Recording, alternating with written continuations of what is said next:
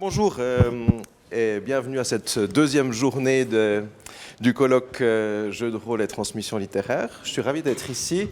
Je suis un peu hors sol ici, mais je vous amène le salut du ciel, ce qui est quand même non négligeable. Le ciel, c'est le Centre interdisciplinaire d'études des littératures que je dirige actuellement avec deux collègues de la Faculté des Lettres. Donc c'est un de ces centres interdisciplinaires de la Faculté des Lettres qui s'intéresse à toute forme d'interdisciplinarité dans le domaine des littératures.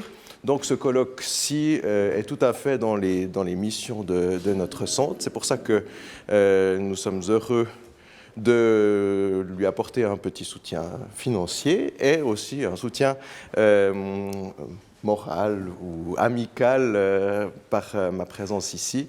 Je suis navré d'avoir pas pu assister à la journée d'hier qui était trop chargée pour moi.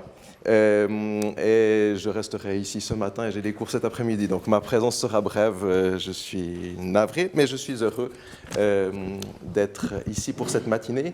Et je remarque que c'est en tout cas un début de matinée qui est tout à fait dans la dimension pratique, la pratique du jeu de rôle à des fins notamment didactiques. Et c'est un thème, la didactique de la littérature, qui est un thème qui est en train de se développer, qui nous intéresse aussi beaucoup dans le centre que je dirige. Donc c'est vraiment tout à fait important pour moi d'être ici. Et souvent, l'interdisciplinarité est vraiment la plus intéressante quand la personne, une des deux personnes n'y connaît rien et a tout à apprendre des autres. Donc c'est ce que j'ai, c'est ma situation ici. Je présente notre premier orateur, donc Saint Steve, qui est un professionnel du jeu de rôle, qui collabore à l'association Ars Ludendi de façon régulière, et puis qui est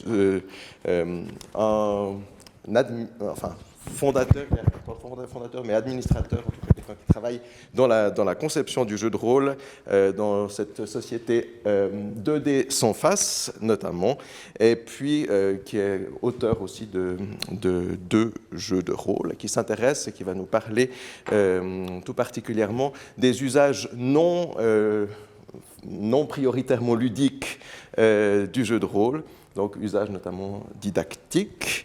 Le titre de la communication est au tableau, transmission de savoir et de compétences grâce au jeu de rôle. Bienvenue.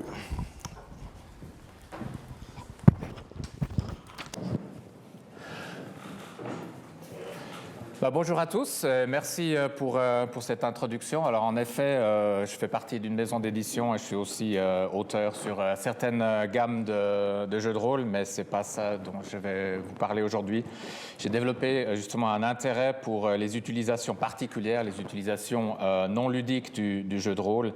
Et c'est justement sur ces parties de jeux de rôle où l'intention est la transmission de savoir et de compétences grâce à ce média qui est le sujet ici. Ma présentation sera en trois parties. Tout d'abord, un petit passage en revue de certaines propriétés du jeu de rôle qui en font que c'est potentiellement un bon média de transmission de savoir et de compétences. Puis ce que j'ai appelé ici les buts poursuivis. Alors d'accord, transmettre des savoirs et des compétences avec ce moyen, mais pour faire quoi? Pour appliquer ça à quoi? Quels sont les champs dans lesquels on va utiliser cela? Et ensuite, la plus grande partie de ma présentation sera constituée d'exemples. Et c'est en fait le mandat que m'a donné Grégory. Donne-nous une vue d'ensemble de ce qui se fait en la matière. Et justement, la voilà. Donc si l'on commence par les propriétés intrinsèques du jeu de rôle qui aident à la transmission de savoir et de compétences, on peut tout d'abord mentionner l'implication des joueurs. Donc les joueurs, les participants se doivent d'être actifs dans une partie de jeu de rôle. Ils sont chacun à la tête, entre guillemets, d'un personnage qui est au cœur de l'action. Les PJ sont les héros. Et ils sont typiquement constamment relancés par le meneur de jeu avec la phrase typique du meneur de jeu. Et maintenant, que faites-vous, que faites-vous, que faites-vous? Alors, oui, implication, mais c'est vrai qu'autour des tables de jeu, on voit souvent dans nos parties, certains joueurs sont en retrait, semble-t-il ne sont pas beaucoup impliqués. C'est des fois une déception de les voir pas impliqués, mais si l'on recherche justement l'implication dans une partie du jeu de rôle, on peut faire en sorte que cette implication soit bien là. Et en tant que meneur de jeu, on peut aussi s'assurer à ce que chacun ait son temps de parole ou son temps d'attention autour de la table. Donc l'implication des joueurs. Ensuite, il y a l'immersion. Donc les joueurs, à travers leurs personnages, sont mis en situation dans un univers donné. Enfin, on est un colloque universitaire, donc on devrait dire plutôt diégèse. Ils doivent aussi absorber cet univers, comprendre les éléments principaux. S'y ajoute l'aventure en elle-même que leurs personnages vont vivre. Et ils sont aussi immergés dans un groupe de joueurs. C'est aussi une autre forme peut-être plutôt méta d'immersion. Si l'on combine implication et immersion, on voit que le jeu de rôle permet en fait de, entre guillemets, faire plutôt que de seulement voir ou écouter. Si l'on compare une partie de jeu de rôle à un cours ex cathedra ou un colloque universitaire, là, les participants d'une partie de jeu de rôle, ok, c'est toujours dans l'imaginaire, mais ils sont plus près du faire que du écouter ou absorber quelqu'un qui raconte quelque chose en face. Donc oui, donc voilà, faire plutôt que voir. Alors un autre point, c'est qu'en fait, une partie de jeu de rôle peut constituer en fait comme un laboratoire ou comme un système de simulation. Philippe Lépinard, dans sa présentation de hier, parlait lui d'espace d'apprentissage expérimental. Je pense que l'idée là est très similaire. Donc si les joueurs sont impliqués et immergés, on peut aussi les voir comment ils font face aux situations amenées par le scénario et l'univers de jeu. Comme c'est un aspect que je trouve très intéressant, je vais un peu développer dans les 2 prochains slides. Quand même pour mentionner d'autres propriétés intrinsèques du jeu de rôle, propriété qu'on retrouve aussi dans d'autres activités, c'est que c'est une activité de groupe justement, c'est une activité ludique, donc il y a un côté amusement, un côté récréatif, et c'est aussi un événement. Bon, ce ne sont pas des propriétés qui sont propres qu'au jeu de rôle, une partie de foot est aussi une activité de groupe où on s'amuse, qui est l'événement du week-end peut-être. Néanmoins, c'est aussi des aspects intéressants à exploiter et à tenir en compte pour la transmission de savoir et de compétences. Alors justement, pour ce système de simulation, quelques détails là-dessus. Donc en fait, dans une partie de jeu de rôle, ce que l'on voit, c'est que les patterns d'interaction et de réflexion sont les mêmes entre le joueur et son personnage. Et là, typiquement, ceux d'entre vous qui sont meneurs de jeu depuis un certain temps et qui jouent avec le même groupe de joueurs vont remarquer ça tout de suite. Dans une partie de jeu de rôle, il y a souvent celui... Il faut absolument qu'il explore toutes les pistes, même les pistes les plus fausses, qu'il interroge tout le monde avant justement de passer à la suite. Il y a l'autre personne qui, quand l'aventure ne se poursuit pas, qui ne voit pas comment avancer, finalement son personnage, il le rend un peu agressif comme ça, il décide de résoudre par la violence, l'intimidation, à travers son personnage bien sûr. Il sort son arme plutôt que de réfléchir.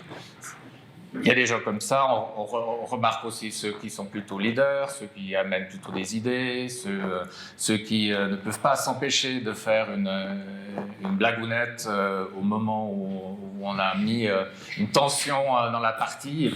Et donc, en fait, ce qu'on observe là, évidemment, c'est des patterns de comportement, des schémas comportementaux.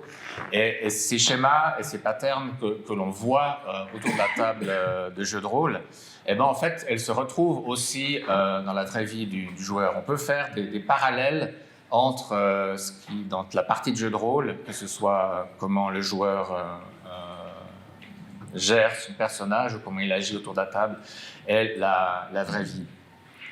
Et d'ailleurs, on peut faire de très nombreux parallèles entre la vraie vie et une partie de jeu de rôle. Si l'on pense par exemple à la vie en entreprise, en entreprise, un employé a une fonction au sein d'un organigramme qui lui confère un rôle défini. Et cette entreprise donne des objectifs à ses employés, et les employés, eux, ont aussi des buts personnels. Et ça, on retrouve dans une partie de jeu de rôle où on a justement une quête qui donne des buts. D'après les personnages, on a aussi des rôles définis. Et suivant le personnage, il y a aussi des buts personnels. Quand on passe à une partie de Medfan, il y a une quête qui donne un but. Et certains personnages, vous pensez notamment aux paladins ou aux voleurs, eux, ils ont aussi leur propre but à eux. Le voleur, c'est de s'enrichir. Le paladin, c'est d'établir sa vision d'une certaine morale et d'une justice. Voilà, donc c'est les parallèles qui peuvent aider justement à voir ce jeu de rôle comme système de simulation qui va justement nous aider dans la transmission de compétences, de savoir-être, de savoir-faire. C'est aussi un support ludique, donc il y a en fait une certaine distanciation. C'est pas moi, c'est mon personnage. Et on vient de voir juste avant que oui, le personnage porte beaucoup du joueur, et c'est ça qu'on va utiliser, mais néanmoins, il y a quand même une distanciation, une certaine projection, et cela permet en fait d'abaisser certaines défenses, entre guillemets, et ça donne aussi une distance quand il y a des remarques. On peut faire la remarque que ton personnage a fait, et pas sur la personne. Dans une partie de jeu de rôle, on voit aussi la personne en situation. Donc là, on voit comment cette personne interagit avec les autres joueurs, comment elle se place dans un groupe, comment elle gère ses émotions. Et quand on observe une partie de jeu de rôle, on a aussi beaucoup d'éléments grâce à la discussion. Finalement, une partie de jeu de rôle, c'est une grande discussion. Et dans cette discussion, on a accès à pas mal d'éléments, notamment l'intention des joueurs, leur prise de décision, et ensuite l'exécution de cette prise de décision, la réalisation après. Ils peuvent avoir décidé une chose et faire une autre, ça s'est vu aussi. Et ça, c'est disponible quand on voit des joueurs dans une partie de jeu de rôle. Et c'est très utile, par exemple, pour la psychologie, donc dans le schéma classique, peut-être même caricatural d'une séance chez le psychologue. Le patient est sur le divan, le psychologue est sur sa chaise, et le patient raconte ses problèmes. Là, le psychologue n'a pas accès vraiment à ce qui se passe. Il a accès à un récit qui est en fait à travers un filtre, une interprétation qui est du patient lui-même. Alors que là, en voyant les personnes dans une partie de jeu de rôle, on a justement cette vue globale et on voit la personne faire. C'est un jeu. Et une fois, au bout d'un moment, le jeu est fini. On peut parler de terrain d'expérimentation bienveillant. La littérature parle même du jeu de rôle comme d'un moratoire psychosocial où les conséquences dans la vraie vie sont amoindries une fois que la partie est finie. Ce qui s'est passé dans la partie reste pendant la partie, pour paraphraser une expression. Et c'est ce qui fait que c'est un espace de travail qui en fait ne porte pas à conséquence par après. Si vous essayez de changer votre comportement, vous essayez peut-être certaines choses dans la vie réelle, on peut vous le reprocher, on s'en souvient surtout encore des semaines, des mois après, tandis que là, une fois que la partie est finie, on passe à autre chose. C'est aussi le jeu de rôle, un outil très modulable. On peut changer la diégèse, on peut changer le système de jeu, on peut adapter le nombre de joueurs, on peut adapter la durée, on peut adapter le scénario, on peut adapter la façon de maîtriser, etc. etc. Et c'est ce qui fait ce principe du système de simulation. Maintenant, les buts poursuivis, utiliser ces éléments pour transmettre du savoir, pour transmettre des compétences, mais dans quel but Donc, on a vu immersion, implication, système de simulation, groupe, dynamique de groupe, aspect ludique, mais Pour quel champ d'application? Et là, en fait, on va aussi reconnaître certaines choses qu'on a vues et même expérimentées hier au cours de ce colloque. Alors tout d'abord, on peut utiliser ça pendant des animations socioculturelles, et surtout culturelles d'ailleurs. On peut utiliser ça pour l'apprentissage, pour l'éducation. Ou alors, on peut développer certaines compétences transverses, que ce soit l'expression orale. Hein, donc, on a vu, le jeu de rôle est une grande discussion où justement les gens sont amenés à parler.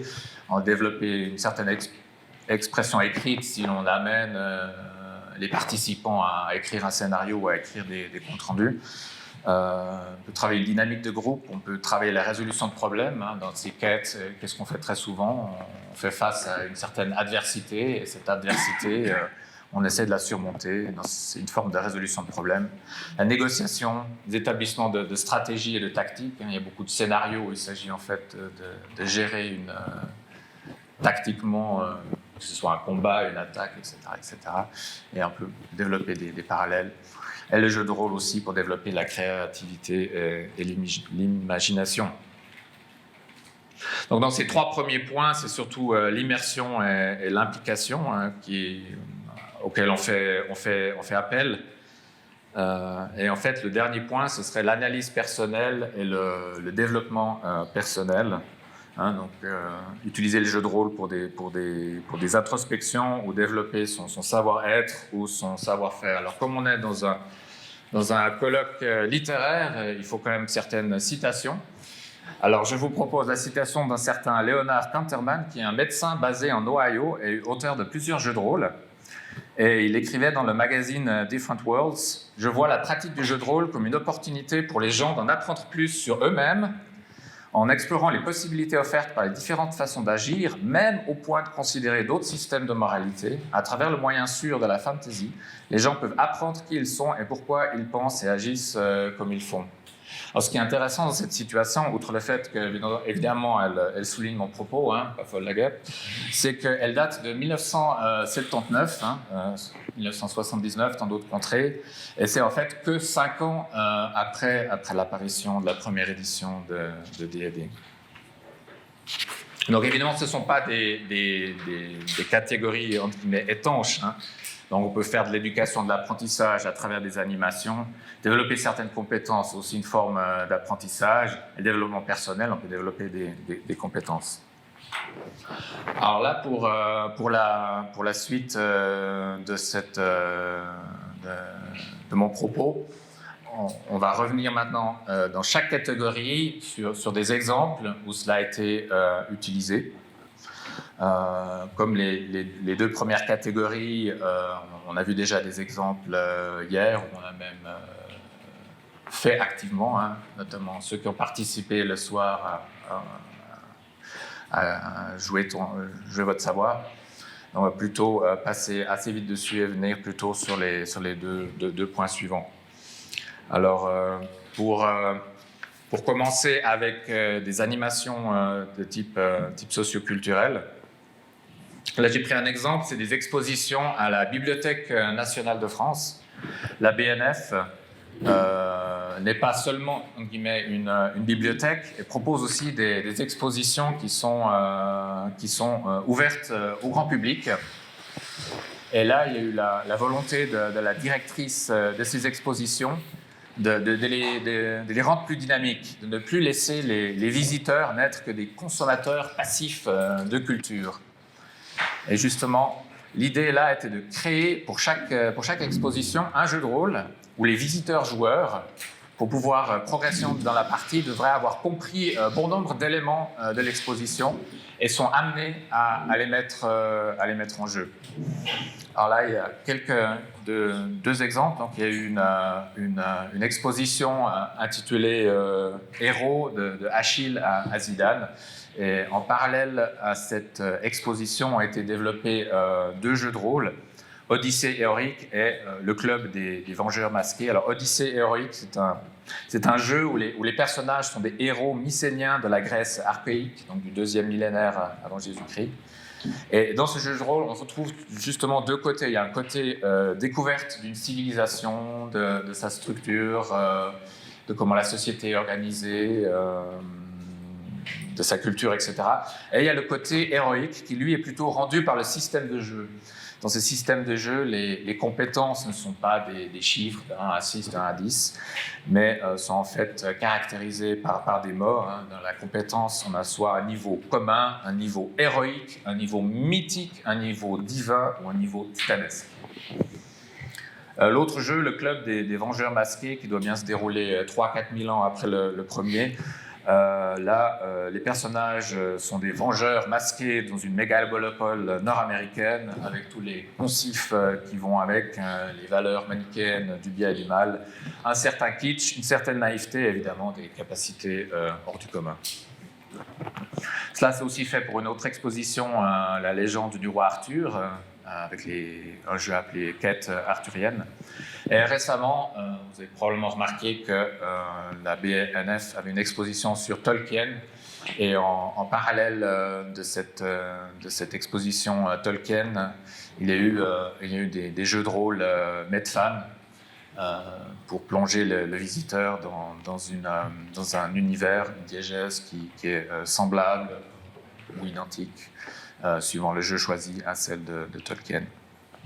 Un autre exemple d'animation culturelle qui est plus près de nous géographiquement, saviez-vous que l'Office du tourisme Jura-Trois-Lacs Pays de Neuchâtel offre comme activité du jeu de rôle? Et oui, à côté de la visite du musée de l'horlogerie, faire du ski, boire à la maison de l'absinthe, faire un tour sur le lac, il y a aussi la possibilité de faire des activités jeux de rôle.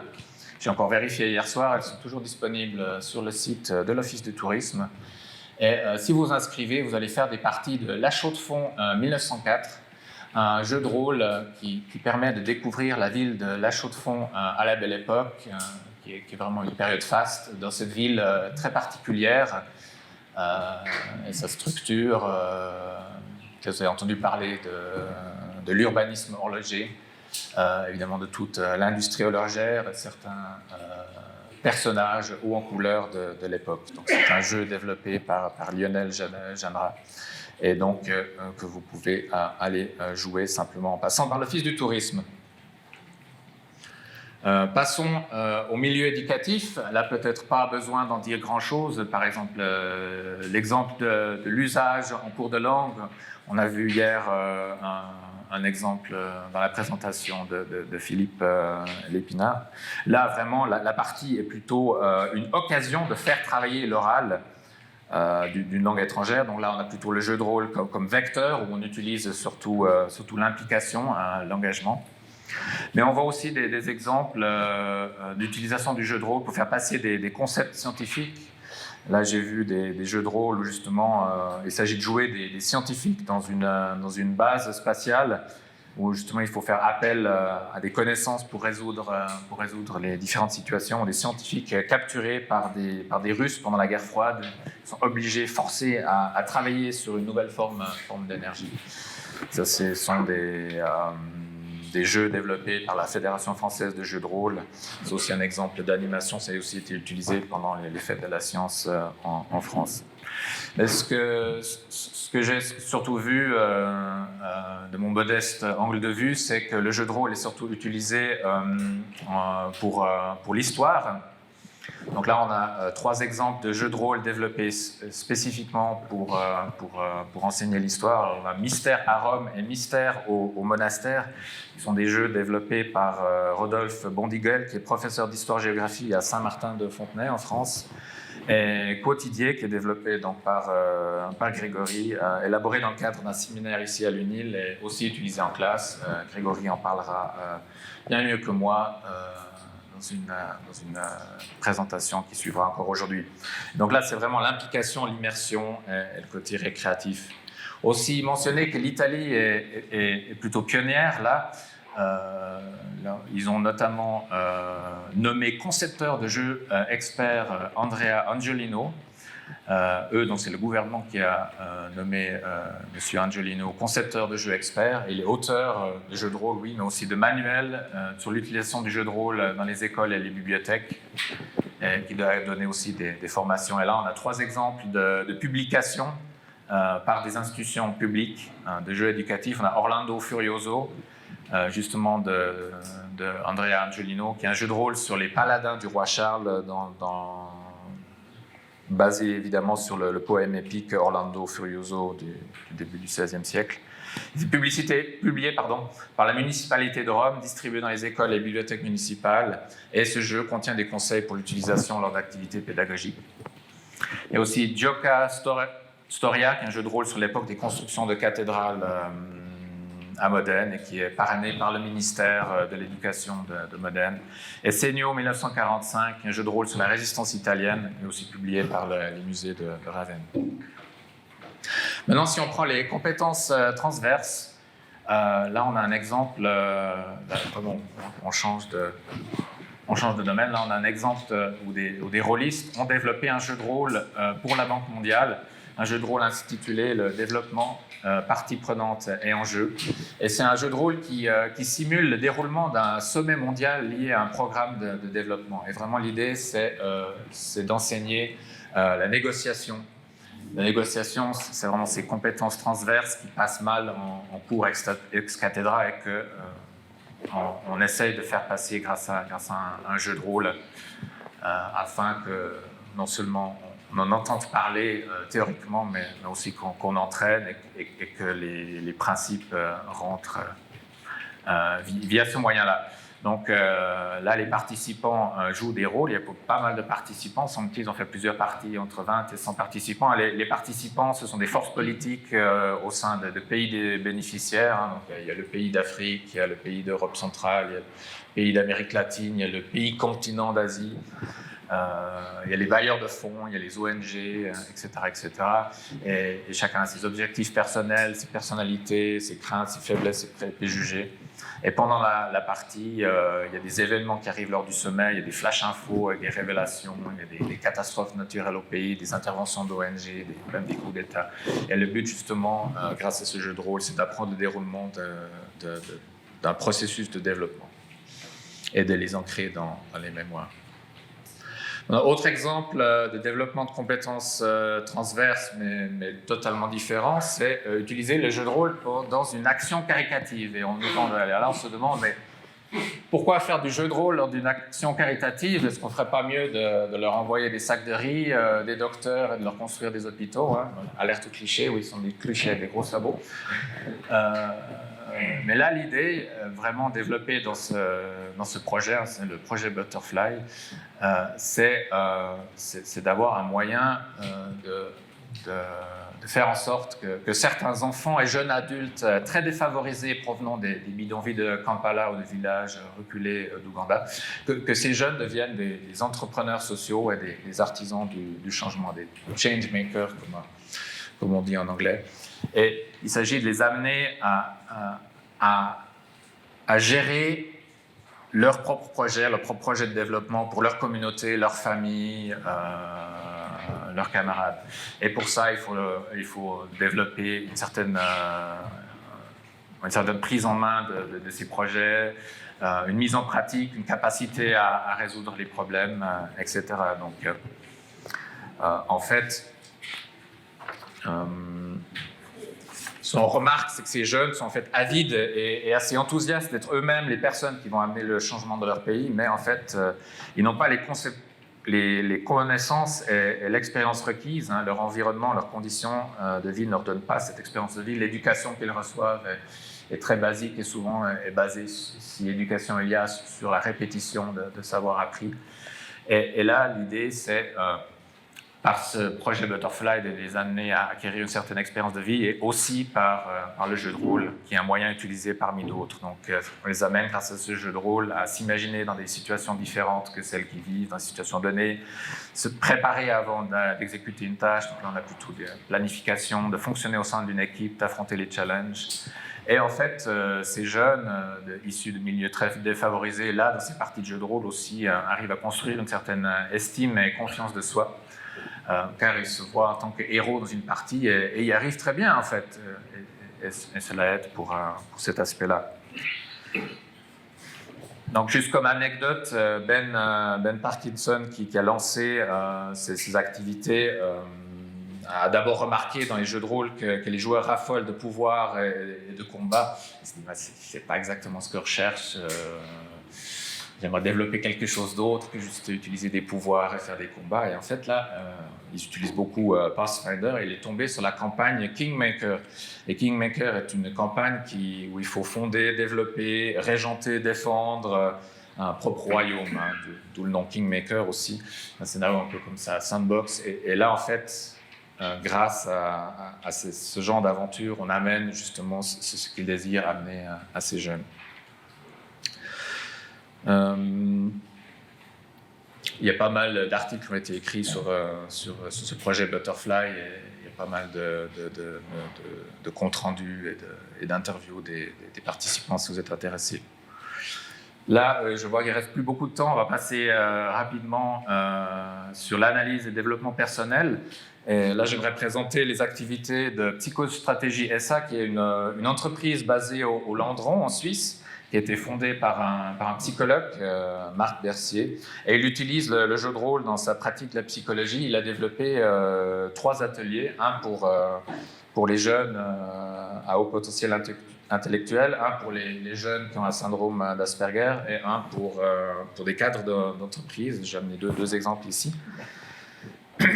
Et j'ai pu aussi participer à ces ateliers en tant que meneur de jeu. Alors, cet atelier pour jeunes surdoués, pour jeunes HP, alors quelle est la problématique de ces jeunes? C'est qu'ils sont ce qu'on appelle disharmoniques. Ils ont un décalage entre le développement intellectuel, âge biologique, et le développement affectif, ce qui fait qu'ils ont des difficultés relationnelles avec les autres.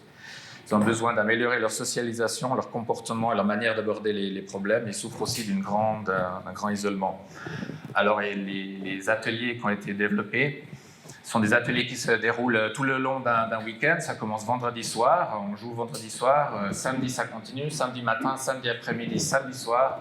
Et le dimanche, presque rebelote, il y a encore des séances de débriefing, une fois avec les jeunes et une fois avec les parents qui viennent voir ce qui s'est passé pendant le week-end. Et pendant toutes ces durées, les jeunes doivent travailler leur comportement, leur manière d'aborder les problèmes, ainsi que leur socialisation. Hein.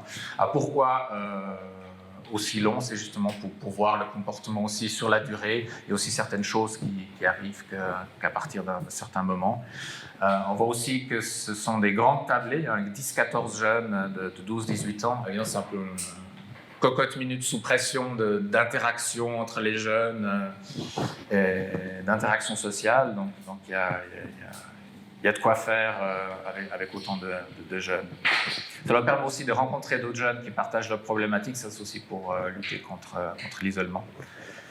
Et les bénéfices sont aussi en fonction des besoins, donc les participants sont connus du psychologue et qui peut aussi les briefer avant la partie de jeu de rôle. Ben voilà, maintenant tu fais en sorte qu'on t'entende cette fois-ci, tu ne peux pas toujours rester en retrait.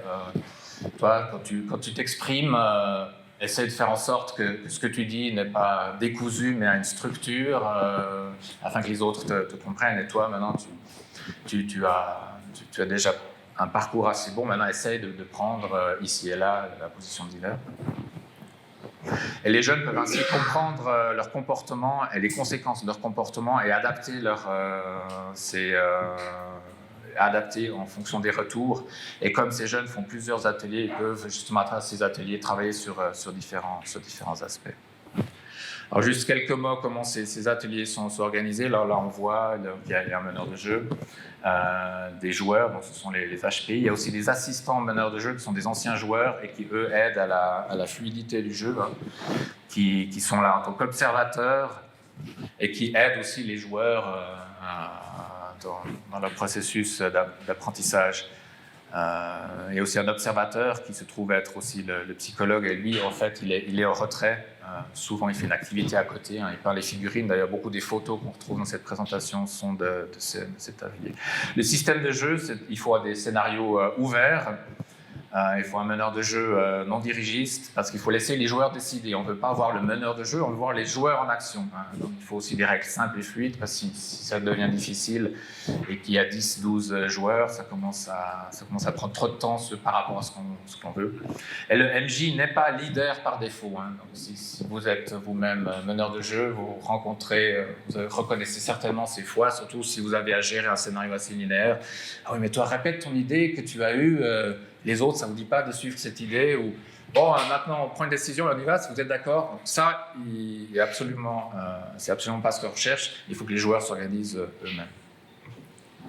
Là, je vois qu'il ne reste plus de dés sur la table, donc en fait, il y a aussi un exemple avec des cadres d'entreprise que je vais peut-être mentionner très très brièvement. Donc là, vous imaginez des cadres d'entreprise qui viennent pour développer un point précis, que ce soit un blocage, un problème de management, et qui font aussi des ateliers. Et tous ces ateliers ont été construits au fil des années. Donc ce que l'on voit ici, c'est comment, après 15 ans d'expérience, donc ces ateliers ont 15 ans d'âge, 15 ans d'adaptation empirique pour voir ce qui marche, ce qui ne marche pas. Donc il y a pas mal de travail et de réflexion derrière. Et en fait, on peut utiliser ça aussi pour des cadres d'entreprise qui peuvent travailler certains points précis qu'ils rencontrent en entreprise. J'en viens à la conclusion. Donc, on a vu là, le jeu de rôle offre, grâce à ses qualités intrinsèques, une bonne base pour justement transmettre des connaissances et des compétences. C'est un outil pertinent dans ce cadre-là. On voit beaucoup d'exemples finalement, des exemples anciens, des exemples nouveaux. Il y a beaucoup de cas d'études provenant de domaines très différents, l'animation, l'éducation, l'apprentissage, l'analyse, la psychologie, etc. On voit aussi qu'on en est au début finalement, c'est encore assez difficile de quantifier les bénéfices de jeu de rôle auquel il amène quelque chose, c'est encore assez empirique. On pourrait imaginer qu'on en étudie le sujet plus à fond, et qu'on quantifie justement ses bénéfices et voir aussi si l'effort en vaut la chandelle et donc dans quel cas le jeu de rôle est peut-être le moyen meilleur par rapport à d'autres moyens. Voilà, je vous ai mis encore quelques références pour ceux qui sont intéressés à poursuivre, donc ceux qui préfèrent l'écrit à un colloque. Il y a là un article sur ce sujet, une vidéo sur le principe du système de simulation dans ces ateliers. Un article intéressant dans le recueil, ou alors si vous préférez la presse spécialisée rôlistique, ici il y a quelques comptes rendus de ces activités. Et si vous êtes intéressé par la matière elle-même, voici quelques jeux, que ce soit les jeux de la BNF, que ce soit des jeux pour enseigner l'histoire, et ainsi de suite. Voilà. Merci beaucoup.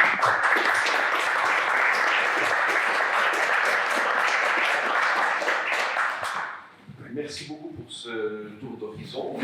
J'ai l'impression qu'il y a deux volets qui se dégagent. Un volet qui est relatif plutôt à l'immersion, l'immersion dans le jeu, à des éléments de simulation. Et puis l'autre volet plus aux compétences sociales, donc les participants au jeu. Le premier est peut-être plus lié à l'immersion dans la littérature. Le second plus à comment faire aller la littérature, si on relie au thème du colloque, à faire aller la littérature dans un environnement social différent. J'ouvre la discussion. Ou alors utiliser la littérature, si on considère le jeu de rôle comme une forme de littérature, utiliser cette forme de littérature pour autre chose. Gaspard. Oui, merci beaucoup, Sam. Il me semble je trouve qu'il y a des liens assez forts entre ta présentation et en fait celle de pas mal de celles qui ont eu lieu hier. Tu as cité à plusieurs reprises Philippe Épinard, je pense aussi à la présentation de Jean-François Boutin. Ce lien, je trouve que par ce lien, on constate qu'il y a le jeu de rôle est ou peut être une expérience pédagogique qui trouve un bénéfice, quel que soit le domaine abordé, dans ce qu'on va appeler les premiers niveaux. Les premiers degrés, le degré zéro du domaine en question, premier niveau de socialisation, premier degré de ce qu'on va appeler l'empowerment des individus, les premiers niveaux de on a vu hier avec Philippe Béguinard, c'est pas grave s'ils font des fautes en anglais, on s'en fiche complètement de la forme que prend le discours des gens partout, à partir du moment où on s'entend dans la langue, c'est ça qui est important. On n'en est pas du tout, c'est vraiment one-on-one en quelque sorte, English one-on-one. Et il me semble que ça résonne aussi dans une perspective littéraire, c'est-à-dire que construire et ça on a peut-être un peu avec la présentation de Géraldine de Luthier, construire des récits collectifs, c'est retrouver aussi une sorte d'archétype littéraire, c'est peut-être aussi revenir à... j'ai pas envie non plus de parler de degré zéro, parce que ça implique une hiérarchisation, mais une sorte d'archétype anthropologique, en quelque sorte. Je sais pas ce qu'on pense. Ou ce que vous pensez. Alors, on peut utiliser pour, entre guillemets, le degré zéro pour amener des débutants total quelque part. L'exemple que je suis passé un peu vite, c'est l'exemple des cadres d'entreprise. Ce sont des cadres d'entreprise confirmés, mais qui remarquent qu'ils ont quand même un problème ici et là, que ce soit en gestion d'équipe ou en résolution de problèmes. Ils ont des blocages ou ils ont quelque chose. Et là, ils sont passés peut-être par des assessments, des activités de team building, et puis là, ils essayent aussi le jeu de rôle pour voir s'ils peuvent quand même apprendre quelque chose via ce moyen. Donc là, c'est plus le début d'un apprentissage, c'est vraiment le fine-tuning de certaines compétences. Voilà, donc on peut aller de l'un jusqu'à l'autre. Je pense que ça ne répond pas du tout à ta question, parce que tu avais un angle littéraire que malheureusement, j'aime pas. Mais tu vois, si je parle d'angle littéraire, je ne veux pas ramener la chose littéraire, je constate simplement que même quand il s'agit de disciplines qui ne sont pas littéraires, on en vient à des méthodes qui sont partagées avec le littéraire. C'est-à-dire que, j'ai pas de nom en français pour empowerment, mais l'empowerment qui est un peu la clé de pas mal des situations que tu as données. Voilà, je sais plus si c'était en Ouganda. Oui, effectivement. Elle se crée par le fait de donner la parole à quelqu'un dans un cadre qui lui est propice et qui peut être un cadre où on raconte une histoire, simplement ça. On poursuit l'histoire de l'autre et on co-construit des histoires. Simplement ça. Donc, c'est pas purement littéraire, c'est un cadre anthropologique fondamental qui a permis de développer la littérature historiquement et qui. C'est un peu. C'est à la louche, je pense. Oui, merci. Oui. Moi, j'ai un peu la même question que Pierre, parce que la question que j'ai posée à M. Létinaire, qui est quid de l'évaluation des séquences comme ça? Si on fait un jeu de rôle historique, comment on évalue? C'est pas comment on fait au sens. On ne peut pas vraiment, je suis intéressé, comment on fait? Qu'est-ce qu'on leur demande après, en fait? On demande d'obséder les profs, d'obséder Mettre les notes, oui. Après, on se dit, ah, mais j'ai 3 périodes par semaine, et puis ils ont des examens, puis j'ai fait autre chose, ils nous disent, ah, monsieur, ça sera l'examen, monsieur, ça sera l'examen. Puis je les comprends, hein. Mais justement, je demande forcément comment on évalue. Dans les exemples que j'ai vus, tant pour les langues, c'est aussi utilisé dans le canton de Genève par Gus Brandis, si je ne me trompe pas, que ces exemples dans les cours d'histoire. En fait, il y a une activité jeu de rôle pendant une période donnée qui n'est pas forcément notée, puis par après, quand on retombe, en guillemets, dans un cadre plus classique, là, on va donner des notes, peut-être des notes classiques, quoi, sur est-ce que la grammaire est correcte, est-ce que l'orthographe est correcte, est-ce que le vocabulaire est correct, ou dans l'histoire, est-ce qu'ils ont retenu ce qui a été enseigné. Et c'est là qu'on devrait remarquer que le niveau a progressé, que le savoir est plus ancré, des choses comme ça. Ouais. Et est-ce qu'on a remarqué ça? Alors, c'est très empirique, c'est difficile de venir avec des statistiques. Dans la présentation de Philippe Lépinard, il y avait déjà, via des questionnaires, certaines statistiques. Les retours que j'en entends, parce que justement pour certains des articles que j'ai écrits, j'ai été demandé des comptes rendus, soit de ceux qui ont organisé, soit des participants. Effectivement, il y a un savoir plus ancré, typiquement pour les cours d'histoire. Et voilà, effectivement, ça semble empiriquement, peut-être pas encore statistiquement ou scientifiquement, ça semble aider, ouais. Alors j'ai vu 2 mains, peut-être d'abord Alors, merci beaucoup pour ta présentation. La question que j'avais, c'est que tu as pris beaucoup d'exemples où en fait les apprenants étaient en position de joueur. Oui. Mais alors, d'entreprises dans laquelle j'avais travaillé, où ils avaient fait des serious games, en fait, ils avaient vu que là où les gens apprenaient plus, c'est quand ils étaient en position de concepteur. Alors, est-ce que tu as des exemples où en fait, on met les apprenants en situation de conception de jeu de rôle et pourquoi en fait, pas pour faire quel type de jeu? Parce que ça peut aussi être une position, en fait. Effectivement, ça peut être une position. Je dois avouer avoir zéro exemple où les parties sont amenées à créer. Je pense qu'il y a quand même une certaine barrière et une certaine difficulté parce que déjà, il faut les amener au jeu de rôle. C'est déjà une première barrière. Il faut aussi que celui qui organise tout ça soit rôliste. Très souvent, derrière, on trouve des rôlistes. Ben Parkinson, qui a initié cette activité jeu de rôle au Nogada, c'est un rôliste. Philippe Bondigel, qui a fait ses 2 jeux de rôle historiques, c'est un rôliste, etc., etc. Donc il faut déjà passer ça. Ensuite, expliquer le jeu de rôle, expliquer le système de jeu, ça prend du temps. Je vais mettre du temps sur autre chose. Maintenant, ajouter encore de les faire passer à la conception du jeu, c'est encore une barrière supplémentaire qui fait qu'il n'y a pas beaucoup d'exemples, voire moi j'en ai pas vu. Pour le jeu de rôle, je crois que ça s'appelle jeu vidéo, c'est encore un peu différent, mais pour le jeu de rôle, une personne qui faisait écrire des scénarios. Je crois que c'était en cours d'histoire. Effectivement, ça on pourrait amener à prendre un peu l'historique et la travailler pour voir qu'est-ce qu'on pourrait faire comme ça. Donc voilà ce type d'exemple. On n'a pas énormément de temps, je pense. Juste pour te répondre en partie, ce serait intéressant de voir ce que fait Farid Ben Salem sur ses cours de création de jeux. J'en sais très peu, mais je sais que lui propose ça donc en école supérieure de création sur Paris. J'avais un peu la même question qui fait écho encore une fois à la présentation aussi de Philippe Lépinard hier. On est tous un peu déconvertis. Ouais. Tous plus ou moins profs et tous plus ou moins convaincus de ça, et à chaque fois on bute sur la question de l'évaluation, et là on fait un peu cerveau commun entre la discussion d'hier et celle d'aujourd'hui, j'avais un peu la même question. Et puis sur la question du coût spatio-temporel plus ressources humaines de ces méthodes, c'est-à-dire qu'à chaque fois on se dit, mais moi j'en ai 30. Alors, Philippe Lépinard avait des pistes pour répondre à ça. Est-ce que toi tu vois dans cette palette d'exemples plus large des solutions pratiques en termes d'enseignement pour pas qu'on soit systématiquement dans le rôliste qui a essayé un truc, ça a super bien marché, et puis il est muté, l'équipe change et boum, tout s'effondre. Parce que quand même, nous c'est effectivement ce qu'on voit. Et à faire son truc sur 8 heures. Est-ce que tu as des manières d'encapsuler ça dans des formats pédagogiques qui sont très complets sur les nôtres? Tu as vu des exemples de trucs qui seraient...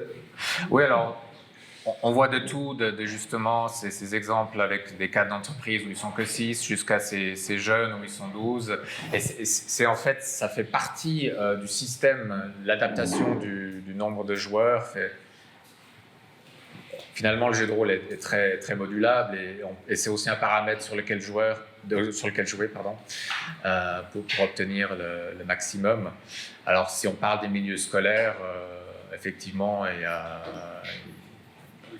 on retrouve ce pattern justement du rôliste passionné qui le propose. Et bon, la partie pratique que j'ai développée un peu dans l'article que je repasse toute la présentation. Dans l'article, là, il y a quelques pistes de comment utiliser ça de façon pratique. On voit aussi, par exemple, que le prof a une certaine autorité, ce qui aide pour devenir MJ, c'est certain. Diviser la classe, c'est aussi un autre élément. Donc, il y a certaines pistes pratiques, oui. Malheureusement, pas eu le temps de développer. Une dernière question, on passe, alors qu'on va changer de